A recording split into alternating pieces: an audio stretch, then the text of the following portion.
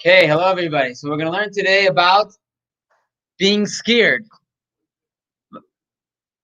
It's going to come in a second, the papers. So we're going to learn today about being scared. The one place Hashem told it in the Torah to Moshe Rabbeinu, don't be scared. Right? When is that? When Moshe Rabbeinu, last parsha we just had it, Moshe Rabbeinu was facing Og, king of Bashan. Hashem told him, don't be scared. And that it says, Al Tiraiseh. So if that's the case, it says, if that's the case, it must be that Moshe was scared. So you have to understand, why was Moshe scared? But before we go there, why was Moshe scared, right? Why was he scared? So the whole Gemara about what exactly the whole story with Og, right? I was just somebody came visiting the show a week ago, and he's very upset at people that think that Hashem is going to take care of them. He says, you have to take care of yourself. Hashem's not going to take care of you. Right? So he's totally wrong, right? 100% wrong. It says when you say a blessing for food, why do you say blessing for food? Why do you say? It says whoever doesn't make a blessing before he eats food, he's stealing from Hashem. So if that's the case, why when you buy something in the store, you don't say a blessing for Hashem before you take it to your house? Because what's the difference? So it says, I read in Halacha, well, no, the reason is because food is life. Life. Oh, yeah. Tell you something. Yeah. If you buy a soup,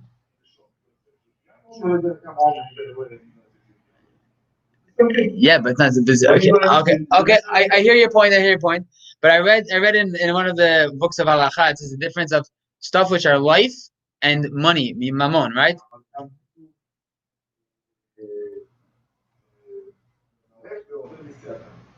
No, I hear what you're saying. But basically, so this I forgot which book in Halacha it says that when it comes to life, you're not a ba'alim on your life. Your life is a pikadon. It's your. So in other words, if you're a parent of your own life, you're just a shomer. You're a guard on your own life. So when it comes to your belongings, right? If somebody throws his belongings in the street, right? He doesn't lose it. He throws it out. He doesn't care. He throws $100 on the street. You don't need to pick it up. You can leave it there. Somebody can take it. Yeah, you don't need to help him, right? If somebody is, God forbid, wants to jump off a bridge, you have to save his life. So what's the difference? Very simple. Your money belongs to you. Hashem gave it to you. You're what? Yeah. So. Right. Also, but in this level, right? So if somebody wants to jump off a bridge, you send the police and you send everybody to save him. Somebody wants to throw all of his money in the water, no problem. Why? Because his money he's in charge of, his body, his soul, his life, he's not in charge of. Same thing with kids. Your kids are not yours. It's a pikadon from Hashem, and that's why the famous story when the woman lost her 2 boys in the Talmud, it says Hashem natan, Hashem lakach. It's not mine. I'm the shomer. I'm the guard, right? So what's this connected to our situation? Hashem does every single thing that happens in your life. It's Hashem doing this. It's not at all connected with doctors, your mind, nothing. It's only controlled by Hashem, 100%. But you are Hashem's guard, which means very simple. He gave you a job. So, for example, okay, a king gives a soldier a job to stand in front of a door and guard it. It's not the guard's job to decide, is this important? Is this not important? Do I have effect? Do I not have effect? You have a job, right? If he walks away, he's not keeping his job, right? Same too with our life. Hashem gave us our life. We are the guard of our life. It says in the Torah, you have to guard your life. Shomer. So it doesn't say that it's your responsibility if you're going to live or you're going to die, if you're going to get sick or you're going to be healthy. It's not your responsibility. The reason why people get nervous in this situation of corona, in any situation, is because they think they're responsible. Once someone knows it's not his responsibility, it's Hashem's responsibility. You have a job. Why is that a photo? Because it's your shomer, it's halachot, just like a king has a guard. You have to be worried. You have to do it. You can't be worried.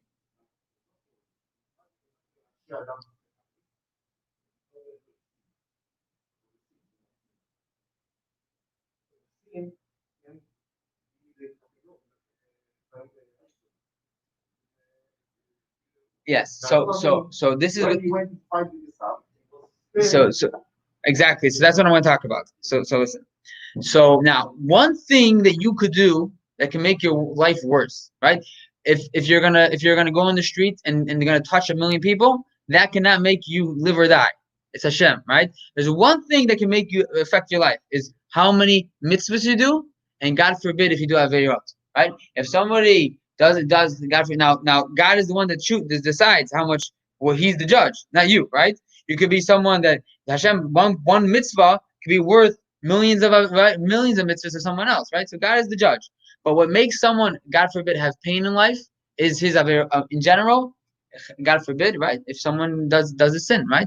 So every single thing is only connected to your mitzvah. When you do a mitzvah, you get good, and chas v'shalom, God forbid, right? Now, that's exactly what you're talking about. Moshe Rabbeinu in our parsha, it says he was scared. Why was he scared? Because he was scared that maybe he did averah, maybe he didn't do something, and that's why he's gonna get punished. So today I'm gonna tell you a little secret that it says in the Medrash that Moshe sort of made a mistake. Of course, Moshe can't make a mistake, but he sort of made a mistake, right? Right. So why did he make a mistake? Because you should never be scared, even because maybe you did a sin. Never be scared. You always have to be sure that it's going to be good in a revealed way. Right, because you always have to be worried about something. You always should be convinced and be you're 100% sure that it's going to be 100% good. Okay? So back to this person I was talking to, okay? Hashem doesn't want you to be nervous. It's not your responsibility. All you have to do is listen to Hashem. Hashem said you have to be a guard to your life. So if the government says that it's dangerous to do something, the reason why you do it is not because you're responsible for your life. No, you're not responsible. You have a job, and the job is to listen to the doctor. That's a guard. You're a guard for your life. Okay.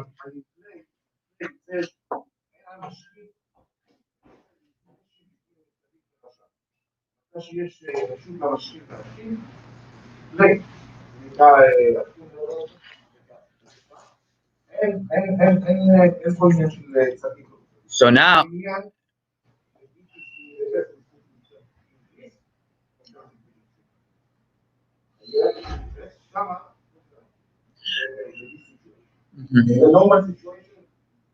I hear. So now we say it says in the Gemara that if you are passing through a few places, you have to say a blessing. You have to thank Hashem for making a miracle in that place. And then listen to Talmud, a few places. It says if you go to the place where the Jews went through and Hashem split the sea when they were leaving Egypt, you have to say a blessing. It says when we're going to the place where they went through the Yarden, the Jordan River split for the Jews also. When you're in that spot, if you knew the spot, you should say a blessing.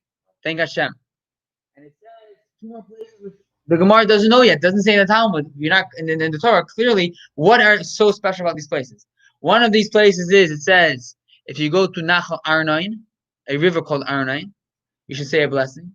And the other place is if you see the rock of Og Melech HaBashan, his rock, you see it, you're going to say a blessing. So we don't know in the Torah. It doesn't say anything about any rock, and it doesn't say anything really clearly in the Torah about Nachal Arnon. So the Gemara is going to explain us what are these two miracles of these two places. So it says the page you have starts in the middle. It's the next page. So I'll read out loud what it says in the Gemara.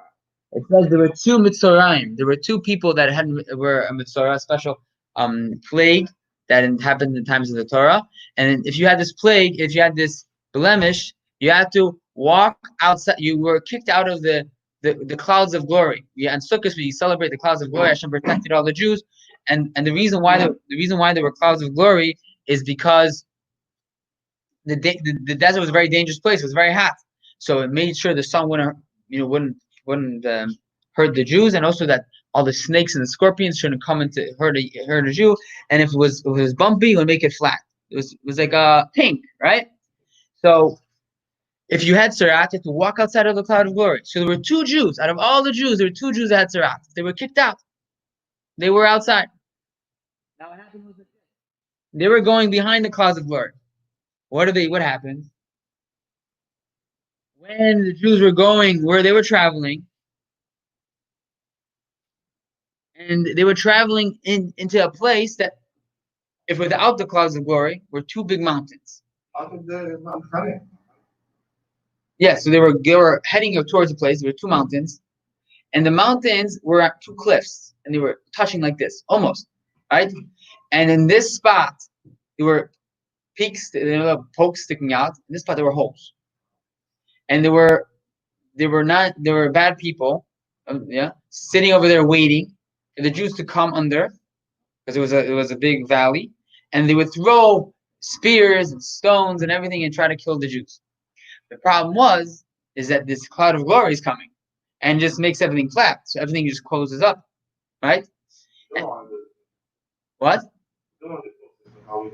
We don't know, but they didn't know. So they were hiding there. But when the clouds came, it all closed up. And then it reopened up when the Jews left. So the Jews didn't know about this whole thing. But the two Mitzrayim walking behind, they saw the blood of all these people falling down into the lake. So because of that nest, right? Therefore, if you're in that spot, that lake where the two cliffs are, you have to say a blessing.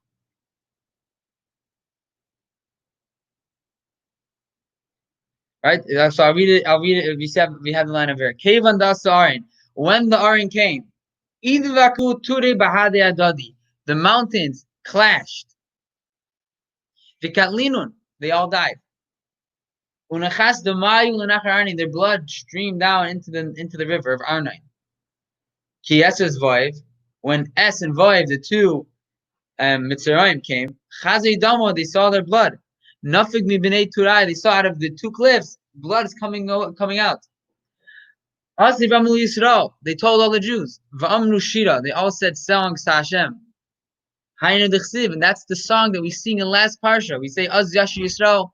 That is the reason. So I said in the Torah it's not clear, but we see our Remez in the Torah. It says there's a song we sing about the Nachal Arnon. It says it leaned. The mountain leaned to Moab, which means the two mountains leaned to each other, and that's why they Jews sing songs to Hashem that saved them from those people that were packed up in the caves in that mountain. Okay, now if you see Avnei El Gavish, what is Avnei El Gavish? So we say it's called Al Gav. So it says in the Torah there's stones called Al Gavish. What's Al Gavish? So right, what? From the sky. So let's say what's Al Gavish means Al Gavish, on top of a person. So what's Al Gavish? So it says Tana. Everyone sees over here. Misha, you see over here the third paragraph on this page. Tana Avonim Sha'amdu Al Gavish. Stones that stood on top of a person. Who's Ish? Ish means somebody of a special person. The Yardu Al Gavish. They stood on top of a person and went down by a person. Amdu Al Gavish. These stones stood on top of a person. Zeh Moshe. This is Moshe.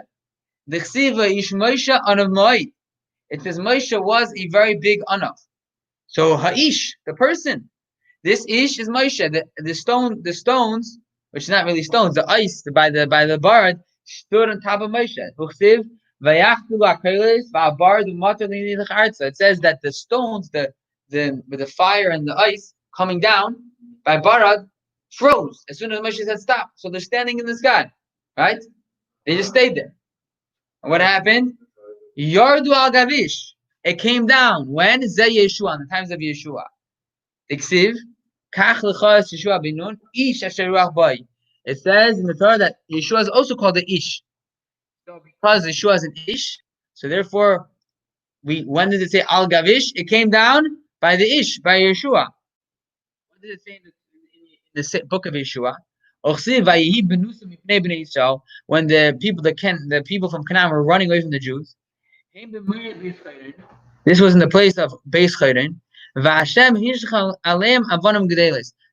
threw on top of them big stones, which means this ice that was frozen in the sky from the times of Mitzrayim was sitting in the sky for 40 years and came crashing on these people during the war of Yeshua.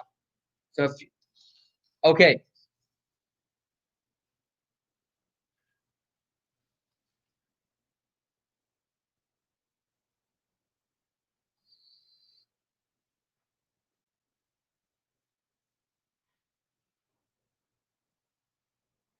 Okay.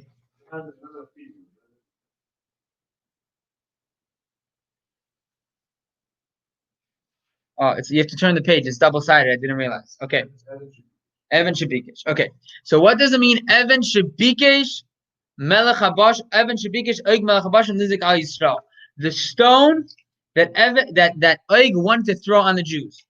So if you walk somewhere in Jordan, I'm guessing, there's a stone, big stone. It was huge. We have to find it. Huh? It must be somewhere in Jordan. We're going to say this in a second, yes. So there's a stone that the king of Bashan wanted to throw on the Jews.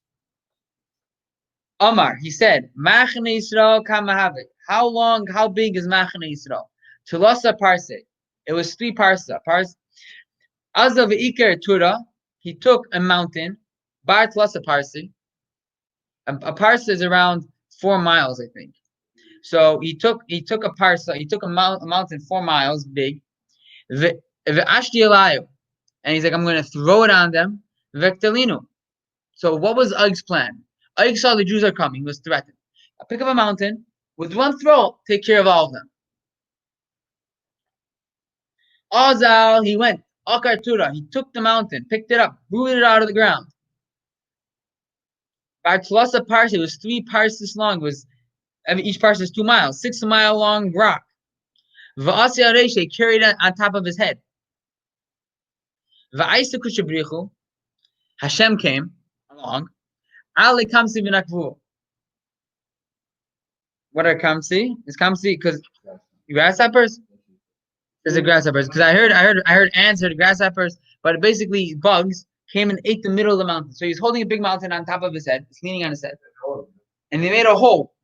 Right? The bugs very fast made a big hole in the middle. Unachis b'tavare. He has this guy's big. He's holding it now. It says that not necessarily the numbers in the stories of the Talmud are exact because it's more of a spiritual. But he was a massive person with a massive rock, and the way he was going to fight the Jews is throw it on them.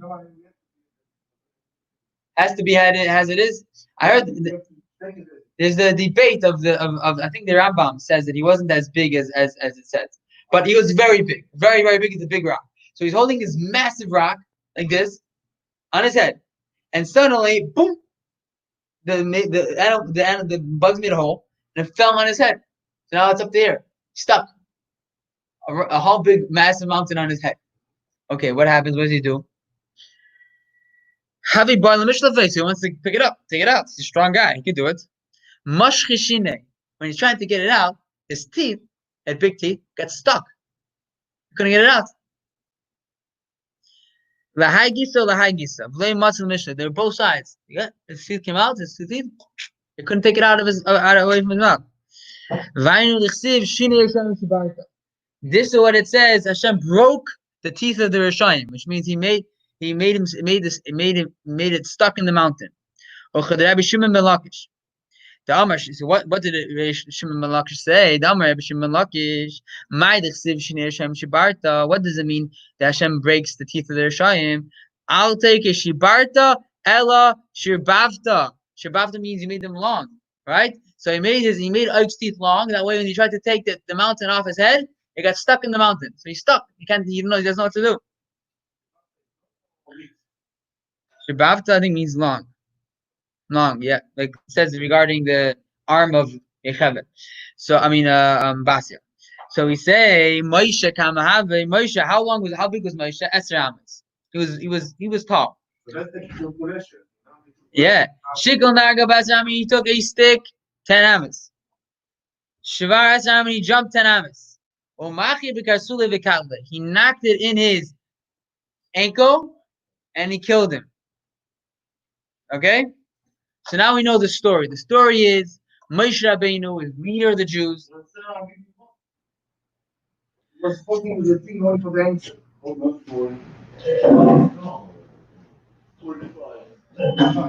Moshe was the leader of the Jews. He comes to fight the king of the king of Bashan, and he's scared.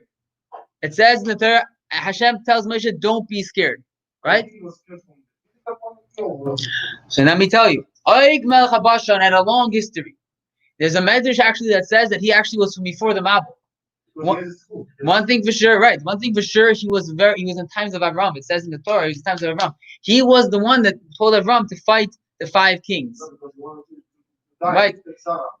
So now, but because he had a schus, but he was connected with Avram, Moshe was scared. He said he has a schus. He was helping Avram. He has a merit. He's scared of Moshe Rabbeinu that fought Parai. But everybody knew he could have done anything he wanted. He did everything he wanted. He was scared of Ike because he was scared that Ike has his chus. He was scared maybe he wasn't worthy of fighting Ike. Now Hashem told Moshe, we have a few minutes left, so Hashem told Moshe, Al tira Isai, don't be scared of Ike. Why? Because it explains in Chabad Chayil in Sha'ar Bitachon that if you have trust in Hashem, if you trust Hashem, real trust, you really think it's going to be good, then it will be good. So if Moshe Rabbeinu would just put away all of his thoughts and just say Hashem will take care of us, Hashem will forget about merits, forget about the averot, forget about mitzvot, he will do whatever it takes to save the Jews. Okay? So this is exactly connected to the time we're in right now. Right? 100% you have to do whatever the doctor says and whatever the government says. Right? Dina de machuta dina. Right? But also with that, you have to know that us Jews, we can go above merits, above punishments, right? Yes, if someone does Averah, he can get a punishment. If someone does a mitzvah, but that's indeed in the lower level. If you go to a higher level, to a level that you trust Hashem 100%, that He's going to do good, He's going to save His Jewish people, then Hashem won't let you down. Okay. Now it says the reason why Moshe was scared is because he had bitul. He felt like he was nothing. So he was scared. He thought, I'm nothing. I did Averah, and I did it. He was scared. Maybe for a tzaddik like him, a little Averah could be a big deal, right? But it says that you have to be chazak ve'ematz. When it comes to bitachon, you have to strengthen your heart. You have to be brave. The problem now in this time, people are just panicking. He says some people go to the hospital because they're scared. Their fear makes them not able to breathe. They think they're sick with corona. They can't breathe because they're scared, right? And it's clear. And the Rebbe says this all the time, that your emotional well-being affects right away your physical well-being. If someone has bitachon, someone has trust that he's going to be healthy, there's a much bigger chance physically that he will be healthy. But that's all physical science. But in the Torah it says even more. Hashem will do miracles for you if you just have trust in Him. He will not let you down. And therefore, even Moshe Rabbeinu was the leader of the Jews. And of course, he wasn't like someone like us that would just be scared for no reason. He would be scared for a very, very good reason, right? Not for bad reasons. He spoke to God, and he went to Mount Sinai for 40 days, right? It was like an angel. So if he was scared, there was a good reason to be scared. But Hashem told him, don't be scared. And what happened? You see the story. Hashem took care of it. He took ants or grasshoppers, made a hole. What do you think of this idea, this story would happen? In your biggest imaginations, what do you think that Hashem would make a hole and he would fall on his teeth? It's a crazy idea, right? Hashem could do whatever he wants. Let's not limit Hashem and say, Hashem can only help me if I do this or if I do that. Or He's going to help me this way. He's going to help me that way. Don't be closed-minded. Don't make Hashem in a box. Hashem can do whatever he wants. Hashem can stop Corona right now if he wants. Everyone will be on the news. You don't know why, but the Corona stops. Hashem can do whatever he wants. It's up to us is not to figure out we have to listen to the doctor. We have to listen to but don't overthink. The Rebbe says many times people went to overthinking. The Rebbe said, don't overthink. Go to your doctor, or maybe your doctor, which is a friend, or in different situations, 2 doctors. Listen to the doctor and have trust in Hashem. Because what's going to heal you, what's going to save you, is your trust in Hashem. If you have real trust, and you really, really believe, that it's going to be good, it's going to be good. And this is connected with, we're finishing the Rambam very soon. On Thursday, we're going to finish the whole Yad HaChazakah, right? There's 3 years. People that learn three chapters a day. Then there's people that learn a chapter a day, finish in 3 years. In 2 days, we're going to finish the people, the whole Torah. Yes. We're going to finish the whole Torah. Every single mitzvah in the Torah, every law that Hashem told Moshe is in the Rambam, right? And if you read the whole Rambam, you know the whole Torah. So now, we just learned the Rambam today, the last laws of the Rambam, that when you're fighting in war, you're not allowed to be scared. You're not allowed to be scared. It's an Aveirah. Hashem said you're not allowed to be scared. Now let me ask you a question. How can you not be scared? You're fighting in a war, people are dying. How can you not be scared? So the Rambam says every emotion you feel comes from your brain. If you don't think about it, you won't feel it. The only reason why someone will be scared is because he thinks about it, because he overthinks. If someone puts his trust in Hashem and he doesn't overthink, he's calm. Every time a scary thought comes in his head, he pushes it away and he's calm. Then he will see good results. Like the Tzemach Tzedek says, if you think good, it will be good. Tzemach Tzedek. What did you say? Okay, so everyone have a great day, and we should merit to actually have real trust in Hashem, even if you could say more than Moshe, right? And right, we can, in some sense, we could even be better than Moshe. Moshe will be jealous of us, and we will be the ones that to bring Mashiach.